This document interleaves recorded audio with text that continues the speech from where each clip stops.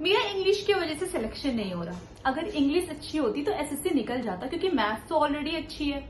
English समझ ही नहीं आती, वोकैब याद नहीं होता, इंग्लिश बहुत ज्यादा वीक है, हम कैसे इसकी तैयारी करें, रूल समझ ही नहीं आते। अगर आप सबकी भी सेम प्रॉब्लम है, और मुझे पता है ये बहुतों की प्रॉब्लम है, क्योंकि मेरे कमेंट सेक्शन में और टेलीग्राम ग्रुप में भर भर के ये क्वेश्चंस लोग पूछते हैं कि दीदी बस इंग्लिश अगर सही हो जाए ना तो सिलेक्शन आराम से मिल जाएगा। तो इस वीडियो में मैं आप लोगों को बताने वाली हूँ कि जिनकी इंग्लिश बहुत ज्यादा वीक है, और इसमें आपकी गलती नहीं होती है, जो लोग हिंदी मीडियम से पढ़ते हैं उनके स्कूल में मोस्टली मैथ्स पर फोकस किया जाता है, इंग्लिश को इतनी तवज्जो दी ही नहीं जाती है। 10th 11th 12th में भी इंग्लिश वीक ही रह जाती है, और उसके बाद लगता है यार अब क्या इंग्लिश सही होगी, जब करने की टाइम था तब तो हमने करा नहीं। तो ये जो आपकी सोच है ना कि अब आपकी इंग्लिश सही नहीं हो सकती, जब तक आप ये अपने दिमाग में रखोगे तब तक सच में आपकी इंग्लिश सही नहीं हो सकती है। और एसएससी क्रैक करने के लिए इंग्लिश सबसे बड़ा वेटेज का सब्जेक्ट होता है, क्योंकि 135 मार्क्स का मेंस में सिर्फ इंग्लिश ही आता है। तो अब बहुत ज्यादा जरूरी है कि आप इंग्लिश पर वर्क करना शुरू करो। बहुत लोगों की प्रॉब्लम होती है कि उनको वोकैबुलरी, इडियम, सिनोनिम, एंटोनिम्स ये सब याद नहीं होते हैं, तो उनके लिए मुझे एक बहुत अच्छा टेलीग्राम चैनल मिला है। इसमें आपको एक एक वर्ड्स बहुत ही अच्छी ट्रिक के साथ बताए गए हैं, जिससे कि आपको ये बहुत टाइम तक याद रहेगा। तो आप जब वोकैब पढ़ लो तो आप इस टेलीग्राम ग्रुप से रिवाइज कर सकते हो। इस टेलीग्राम ग्रुप में आप स्क्रीन पर देख सकते हो कि सारे प्रीवियस ईयर क्वेश्चंस भी कवर किए गए हैं। इस ग्रुप के ओनर का नाम आंचल सिंह है। तो अगर आपको ये टेलीग्राम ग्रुप अच्छी लगती है, यूजफुल लगती है, तो आप इनका पेड कोर्स भी ले सकते हो, जिसमें कि वोकैबुलरी ये बहुत ही अच्छी ट्रिक के साथ, ना कि सिर्फ vocabulary, idiom, phrases and antonym, synonyms, जो भी स्टैटिक पोर्शन होता है इंग्लिश का, ट्रिक के साथ उन्होंने सिखाई है, जिससे कि आपको वो याद रहे। तो आपको इसका लिंक डिस्क्रिप्शन में मिल जाएगा, आप जाकर वहां से चेकआउट कर सकते हो। सो फ्रेंड्स, अब आपको इतना कॉन्फिडेंस तो आ गया होगा कि भाई आपकी इंग्लिश अभी भी अच्छी हो सकती है। तो चलिए अब इस वीडियो को शुरू करते हैं। तो देखिए, जो सबसे पहली बात होती है ना अपनी इंग्लिश को सही करने की, कि हम जैसे ही एसएससी के लिए तैयारी करना शुरू होते हैं, हम तुरंत में नीतू मैम की बुक पकड़ लेते हैं, वोकैबुलरी याद करने लग जाते हैं, रूल्स याद करने लग जाते हैं। लेकिन आपको ना मेन समस्या समझ नहीं आती कि आपकी इंग्लिश वीक इसलिए है क्योंकि आपको इंग्लिश ही नहीं समझ आती। इसीलिए बहुत ज्यादा जरूरी है कि आप इंग्लिश की तैयारी करो, उससे पहले आप इंग्लिश के बेसिक्स को अच्छा कर लो। सो अभी से 2024 के सीजीएल के एग्जाम के होने में आपके पास 8 महीने लगभग बाकी है।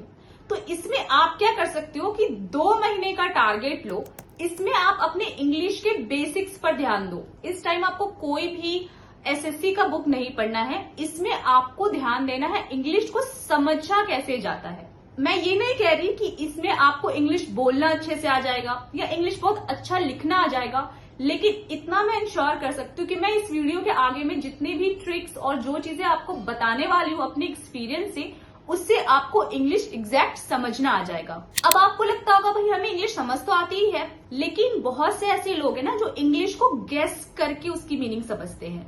फॉर एग्जाम्पल, अगर मैं आपको कहूं you are given a bottle and you have given a bottle, अब किसी किसी को ऐसा लगता है कि यू है, गिवन है, बॉटल है, तो कुछ ना कुछ मेरे बॉटल लेने देने का मतलब बिल्कुल अंदाजा से लगाने की कोशिश करते हैं। ये तो बहुत छोटा सा सेंटेंस था। जब बड़े सेंटेंसेस रहते हैं ना, तो मोस्टली लोग ऐसा करते हैं जिनकी इंग्लिश वीक रहती है कि गेस लगाते रहते हैं कि इसका मतलब क्या हो सकता है, उनको एग्जैक्ट मीनिंग पता नहीं होती है। और ये होता है आपके 10th चैप्टर के खराब होने से, कि आपको चीजें समझ नहीं आती। सो आप पहले ये जो 2 महीने हैं वो अपनी इंग्लिश के बेसिक्स अच्छे करने पर ध्यान दो। एक बार आपकी बेसिक्स अच्छी हो जाएगी ना, फिर आपको रूल्स भी अच्छे से याद होने लग जाएंगे, क्योंकि आपको समझ आने लगेगा कि क्या रहा है। लॉजिकली आप समझना शुरू कर दोगे, रटोगे नहीं। सो फ्रेंड्स, अब इन 2 महीनों में आपको कैसे बेसिक्स कंप्लीट करना है, तो देखिए, मैंने अपनी स्ट्रैटेजी की वीडियो में आपको बोला था कि आपको इस टाइम पर इंग्लिश में 3 से 3.5 घंटे देने हैं। तो क्योंकि अब आपकी इंग्लिश वीक है तो आपको एटलीस्ट 3.5 घंटे डेली देने पड़ेंगे। तो इसमें आप क्या करो कि 2 घंटे डेली निकालो अपने बेसिक्स पर काम करने के लिए, और जो 1.5 घंटे हैं उसमें आप वोकैबुलरी, इडियम्स, सिनोनिम, एंटोनिम्स, क्योंकि इसमें समझना तो पड़ता नहीं है, इसमें याद करना पड़ता है, तो ये आपका पैरेलली चलता रहेगा 2 महीने तक। और 2 महीने आपके 2 घंटे डेली बेसिक्स कंप्लीट करने में जाएंगे। और जब आपके 2 महीने में बेसिक स्ट्रांग हो जाए, जो कि हो ही जाएंगे, मैं आगे जो बताने वाली हूँ उसके हिसाब से, तो उसके बाद आप नीतू मैम की बुक और जो भी एसएससी की बुक्स होती है उनको करना शुरू करना, फिर देखना वो जल्दी जल्दी आपको समझ में आएगी।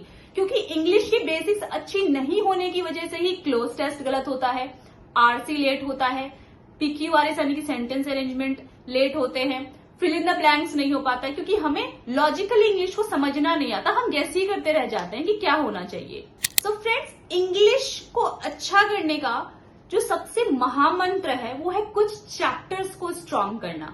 वो कौन कौन से चैप्टर्स हैं? सबसे पहले तो आपको ध्यान देना है पार्ट्स ऑफ स्पीच पर। अब मैं जब भी बोलूं पार्ट्स ऑफ स्पीच, तो उसको आपको एग्जाम के नजरिए से नहीं पढ़ना है।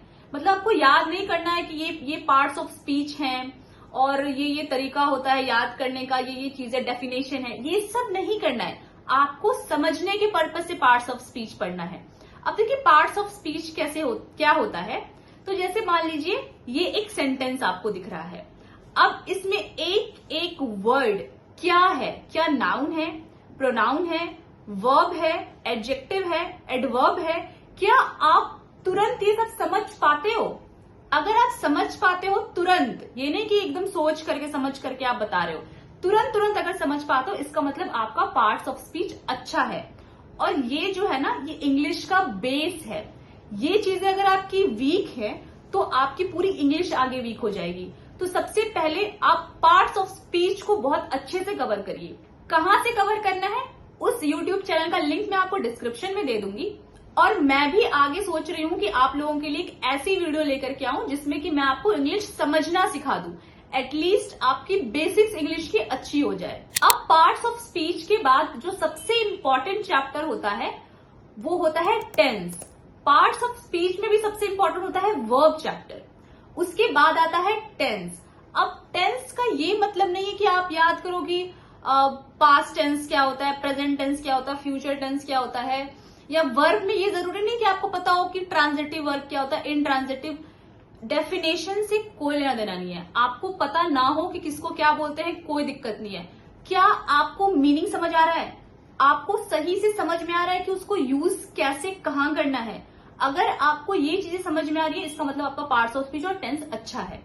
अब टेंस में अगर मैं आपसे पूछूं कि क्या आपको पता है कि I will go and I will be going में क्या डिफरेंस होता है, एग्जैक्टली क्या डिफरेंस होता है? क्या आपको पता है I provided and I have provided में एग्जैक्टली क्या डिफरेंस होता है? क्या आपको पता है कि हैव के साथ थर्ड फॉर्म लगता क्यों है? अगर मैं आपसे पूछूं कि आर के साथ अगर हमेशा ही आईएनजी फॉर्म लगता है वर्ब का, तो आई एम गिवन या यू आर गिवन, ये क्या रॉन्ग सेंटेंस है?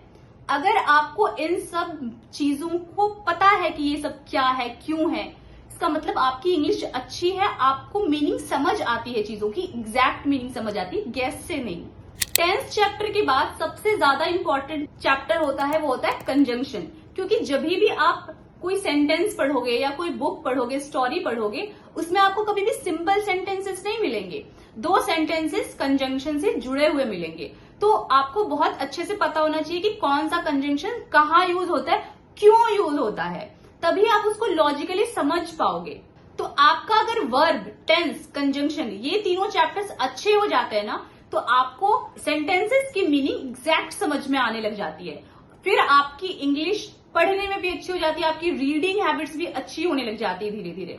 इसके बाद जो इंपॉर्टेंट चैप्टर्स हैं वो है नैरेशन एंड वॉइस। अब मैं ये नहीं कह रही कि नैरेशन एंड वॉइस कैसे बनाया जाता है आप सीखो। क्या आपको पता है वॉइस चेंज करते क्यों है, एंड वॉइस चेंज करने से होता क्या है? अगर मैं आपसे कहूं I gave a book and I was given a book, इनमें क्या डिफरेंस होता है, या फिर इसके मीनिंग में क्या डिफरेंस होता है? ये तो छोटे सेंटेंसेस हो गए। बड़े बड़े सेंटेंसेस जिसमें कि वॉइस चेंज करके होता है, उसका मीनिंग क्या होता है? क्या आप पढ़ते पढ़ते ऐसे सेंटेंसेस की मीनिंग पता कर लेते हो, या आपके दिमाग में एग्जैक्ट मीनिंग आ जाता है? अगर आ जाता है तभी आप समझो कि आपको वॉइस एनालिसिस करना आता है। सिर्फ मैथमेटिकली फॉर्मूला लगा लगा के वॉइस चेंज कर दिया तो आपके एग्जाम में भले ही मार्क्स आ जाए, लेकिन आपको मीनिंग नहीं समझ आएगी। तो आप, मेरे टोटल कहने का ये मतलब है कि आप इंग्लिश को ना समझने के पर्पज से पढ़ो, इसको एग्जाम में मार्क्स लाने के पर्पज से अभी 2 महीने मत पढ़ो।